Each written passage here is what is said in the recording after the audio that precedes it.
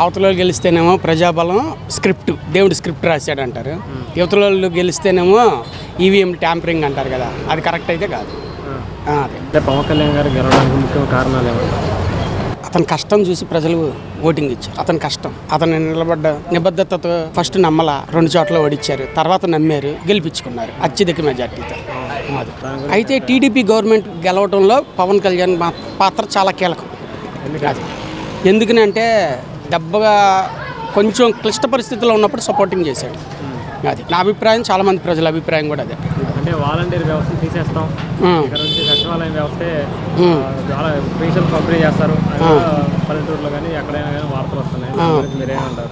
Voluntary వ్యవస్థ అంటే కొంచెం ప్రజలకు మేలు జరిగిందనే చెప్పుకోవచ్చు. కొంచెం వాళ్ళ ప్రభుత్వంలో అది వాలంటరీ వ్యవస్థ అలా కాకుండా ప్రజలకి జరిగేటట్టు ఉంచితే కొంచెం మంచిది. అవును అవును, వాలంటీర్లు లేకపోతే అసలు పెన్షన్ ఇంటికి తీసుకెళ్ళి ఇవ్వడం అసాధ్యం అని అన్నారు. అవును అన్నారు, చేసి చూపించారుగా వీళ్ళు.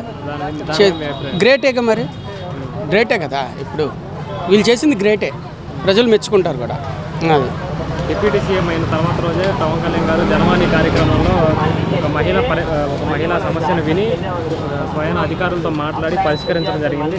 9 నెలల కింద ఒక అమ్మాయి మిస్ అయితే నిన్న జమ్మూలో దొరికి చూసుకొని గ్రేటే కదా, అది అంతా గ్రేటే కదా. మరి ఆ రోజు ఏం జరగలేదని అన్నారు వాళ్ళు, వీళ్ళు జరిగినాయి కాబట్టి తీసుకొచ్చి చూపించారు.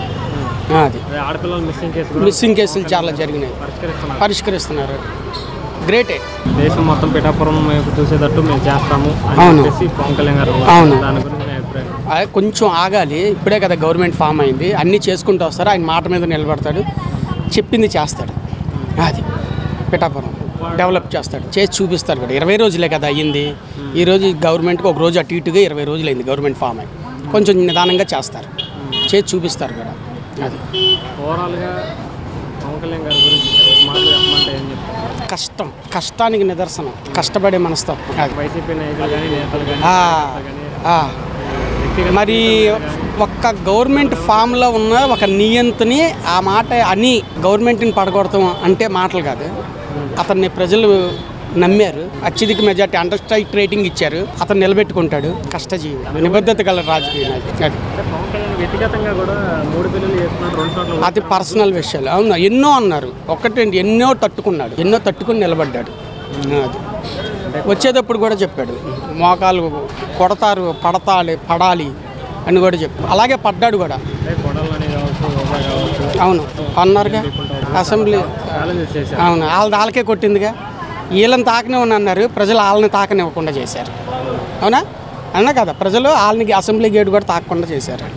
వైసీపీ ఓటమికి కారణం వైసీపీ నాయకుల వ్యాఖ్యలే అంటారు. అహంకారం, ప్రజలను పట్టించుకోకపోవటం. లబ్ధిదారులందరికీ బటన్ నొక్కి వాళ్ళ కష్టం వాళ్ళకి ఇచ్చారు కదన్నా. ఇప్పుడు ఆటో డ్రైవర్కి 10,000 ఇచ్చారంటే పెట్రోల్ పెంచి వాళ్ళకి ఇచ్చారు. ఎవరి కష్టం వాళ్ళకి ఇచ్చారు. రేట్లు అన్నీ పెరిగినాయి. కరెంట్ రేట్లు ఎలా పెరిగినాయి చెప్పండి? ఎక్కడుంది? డీజిల్ రేట్లు ఎలా ఉంది, పెట్రోల్ రేట్లు ఎలా ఉన్నాయి, పక్క రాష్ట్రాలు ఎలా ఉన్నాయి, ఇక్కడ ఎలా ఉన్నాయి. అది వాళ్ళు సొమ్ములు రేట్లు, ప్రజల రేట్లు పెంచి వాళ్ళకే ఇచ్చారు. మళ్ళీ పాదయాత్ర చేస్తే జగన్ గారు పొందుకునే అవకాశం ఉందంట 11 సీట్ల నుంచి. మళ్ళీ 10 సంవత్సరాల వరకు ఆ గవర్నమెంట్ రాదు. ఈ 5 నెక్స్ట్ 5 10 సంవత్సరాలు వీళ్ళు మిస్టేక్లు చేస్తే ఆ గవర్నమెంట్ రావాల్సిందే, కానీ వాళ్ళని నమ్మి అయితే ప్రజలు వాళ్ళకి పరిపాలన ఇవ్వరు.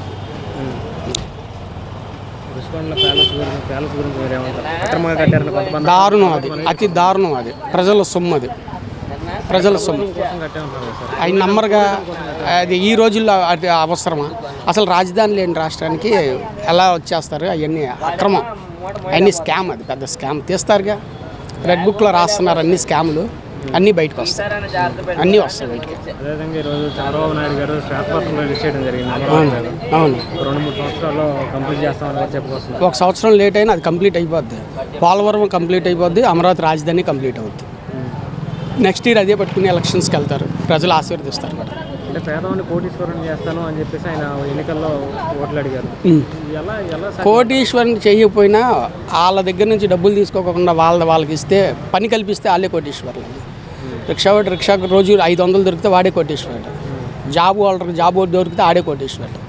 లిమిట్ అయితే ఏం లేదు, కానీ వాడికి వృత్తి దొరికితే వాడే కోటీశ్వరుడు. ఎవడి వర్క్ ఆడుకుంటేనే కదా ఆడు కోటీశ్వరుడి కింద లెక్క. అది